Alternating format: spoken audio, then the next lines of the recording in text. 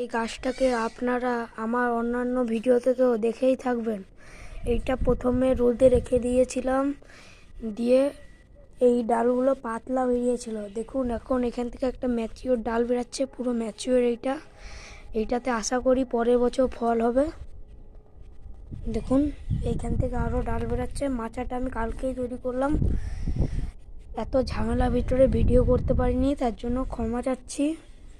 দেখুন এখানে আরও দুটো ডাল বেরাচ্ছে। এই ডালগুলো সব উপরে নিচে এখান থেকে পুরো একদম ছাতার মতো করে দেবো, দিয়ে এইগুলোতে ফল ধরবে। সেইগুলোই আপনাদের দেখাতে চাচ্ছিলাম। দেখুন আপনারা যে কি সুন্দরভাবে এই মাচাটাকে আমরা তৈরি করেছি। আমি পারলে আপনাদের এই ভিডিওটা দেখাতাম, কিন্তু আমার এই কাজটা করতেই অনেক কষ্ট হয়ে গেছে, তাই আমি আর ভিডিওটা না করারই সিদ্ধান্ত নিয়েছিলাম। দেখুন আগে কেমন ছিল, এখন কেমন হয়েছে।